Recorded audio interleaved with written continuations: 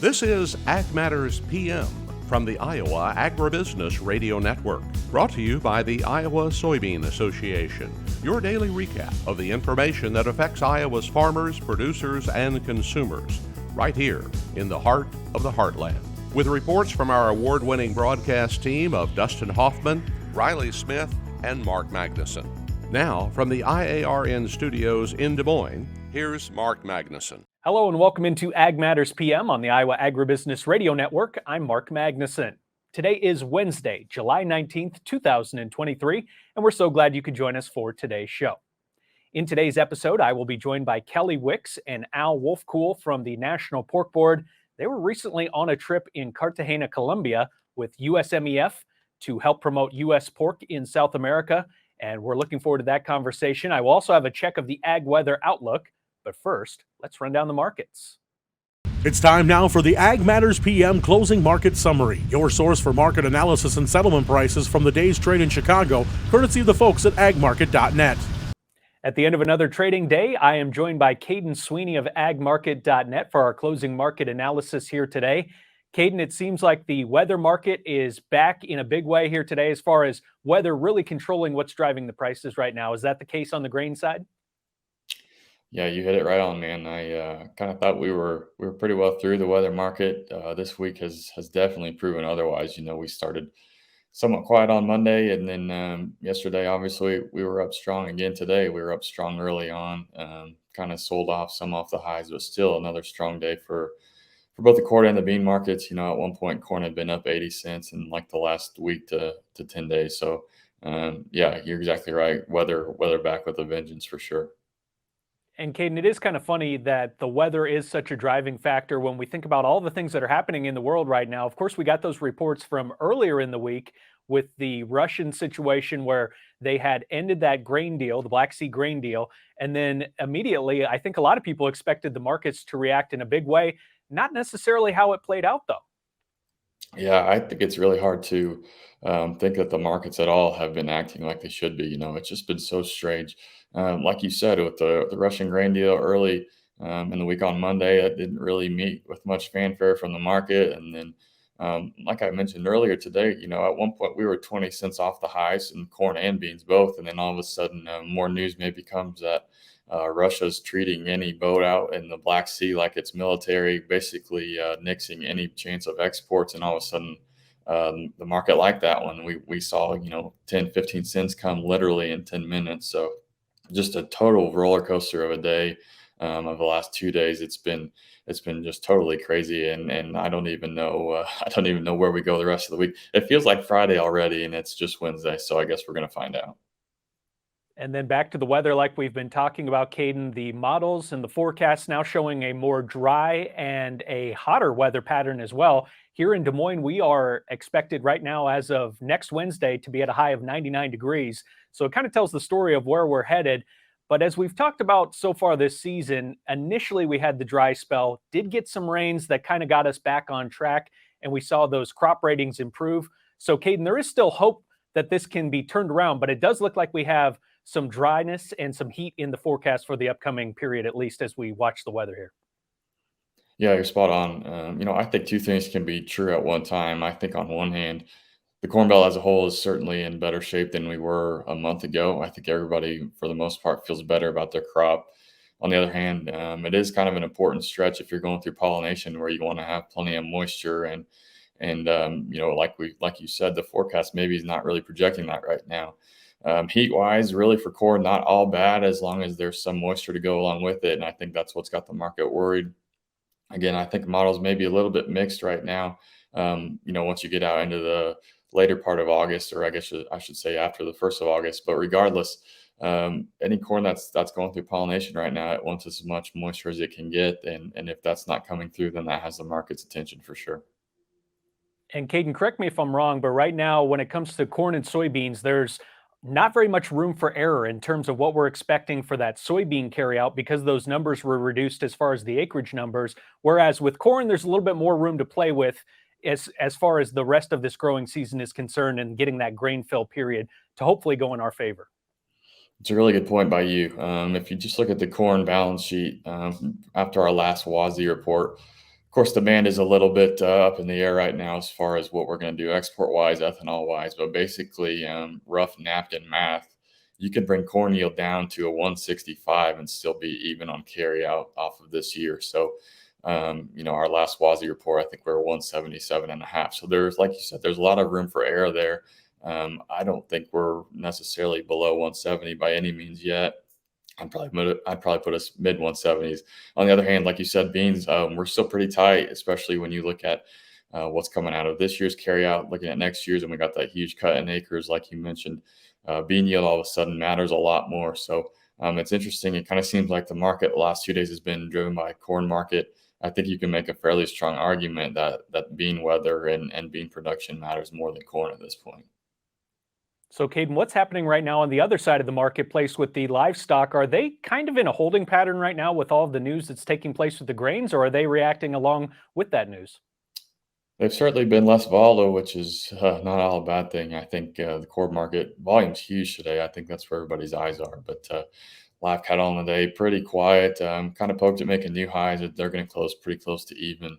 Feeders down, $1, $1.20, and hogs up $1.50, $1.65. So fairly quiet, like you said. I'm pretty well sideways. We're still maintaining the uptrend we've had. Fundamentals remain good, but I think as far as funds go and as far as big money goes, everybody's watching grains right now opposed to livestock. And as Kaden said, we're only at Wednesday, still 2 more days to go. So who knows how this week will end when it comes to watching these markets. Kaden, what's the best way for our viewers to get in touch and get some information, get some help with their marketing plan? Yes, sir. Just go to our website at agmarket.net. You can reach myself or anyone from our team there, and we can get you started on free trial of what we offer to our clients. He is Kaden Sweeney of agmarket.net, our guest here today for our closing market analysis. Kaden, thank you for the time here today. Have a great rest of your week. Yeah, I appreciate it, man. You too. That was Kaden Sweeney of agmarket.net with our closing market analysis.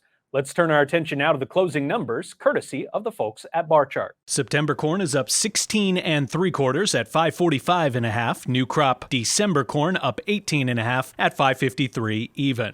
August soybeans down a half cent at 14.91.5. New crop November soybeans up 13.5 at 14.08 3/4. September soybean meal up 20 cents at 429.30. September soybean oil up $1.72 at 63.60. Chicago wheat up 55 even at 745.5. Minneapolis wheat up 19.5 at 906 even. Kansas City hard red wheat up 40 even at 872.5. And December oats up 7.5 at 453 3/4.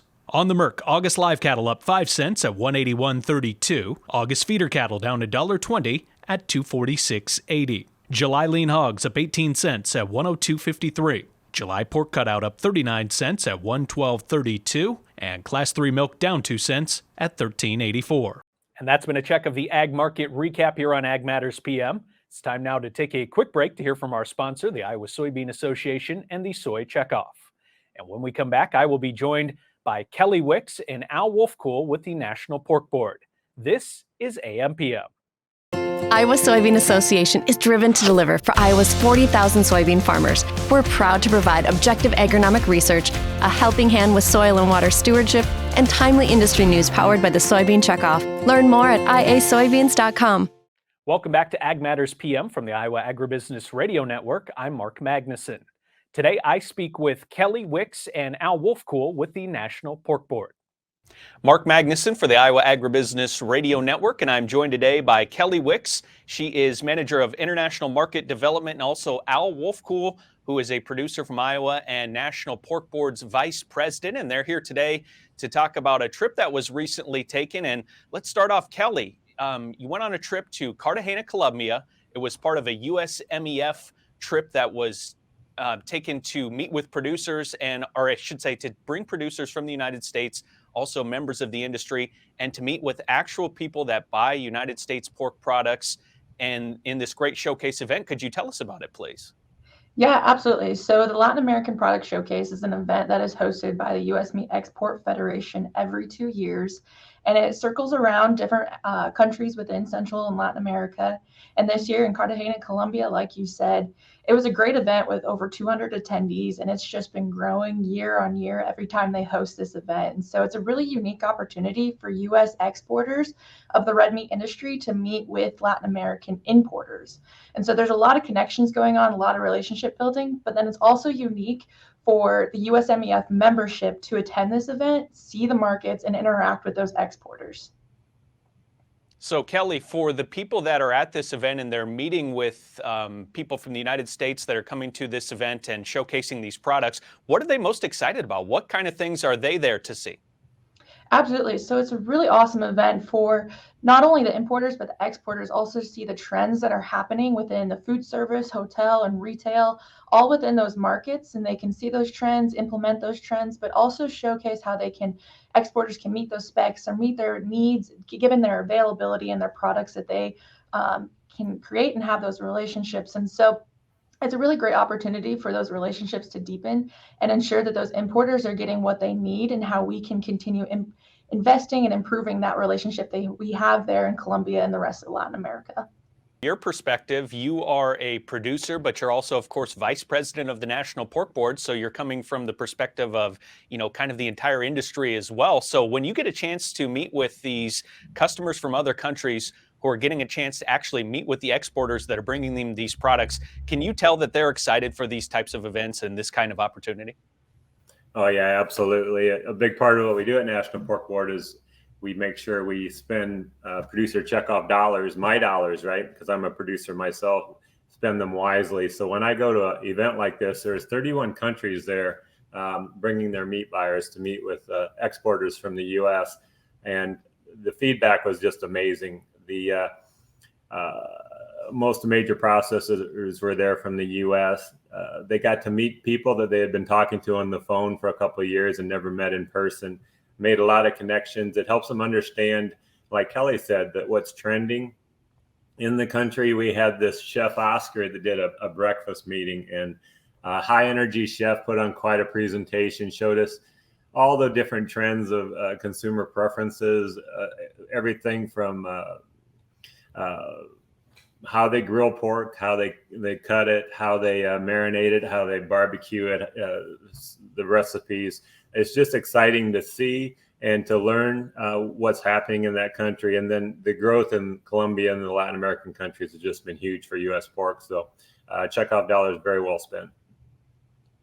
And to that last point, Al, you mentioned that the checkoff dollars being well spent. Is that important for you personally, too, to come back then to the United States and say, hey, I went on this trip, and when you meet with your fellow producers, you say, your dollars are hard at work because I was there, I got to see it, and we're helping to spread the message about U.S. pork?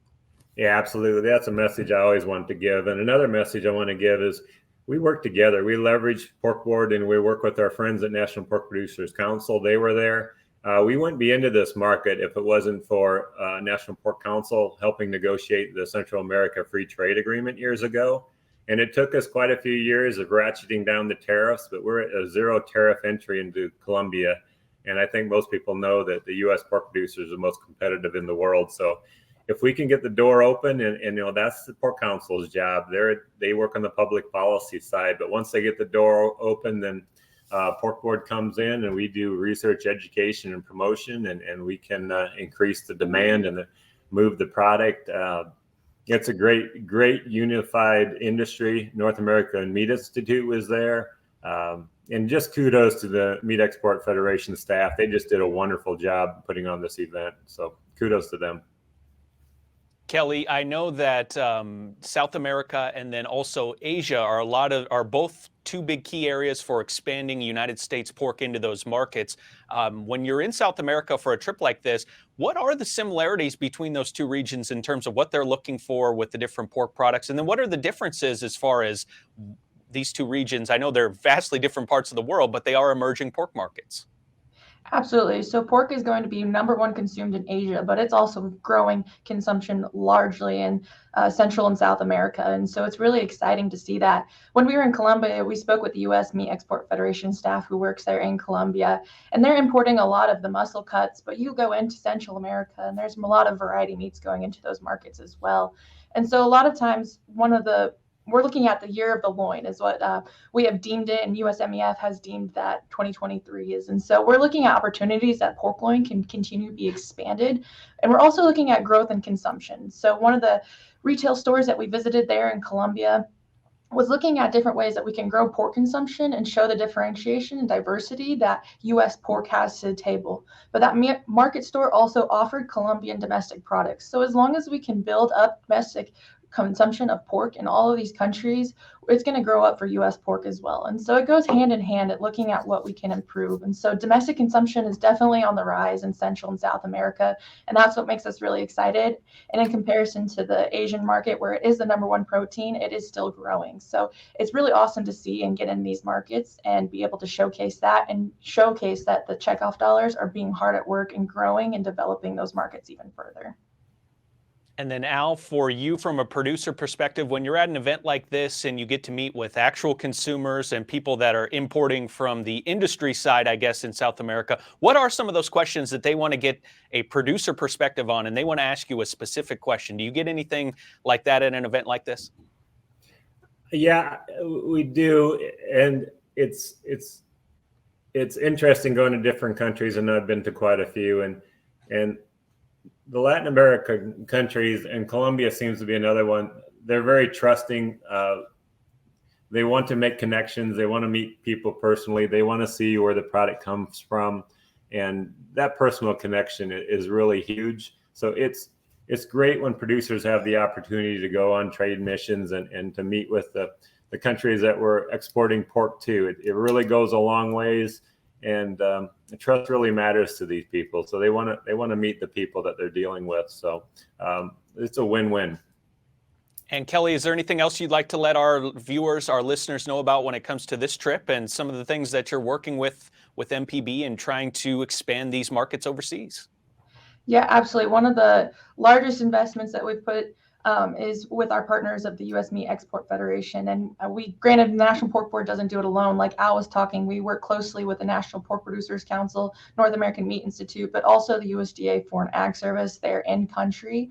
And so it's not a single effort, and we all work together and really get into those markets and really push the U.S. pork, but also we're looking at benefit for all people. And so we're really excited. We've seen a lot of growth within the Colombian market, especially, but also within the other countries. We've just completed country studies done on Central America, so the CAFTA-DR trade agreement countries, as well as Panama. And so we're really excited to see that growth and see how we can continue getting in that market with our exporters and the support of the pork checkoff.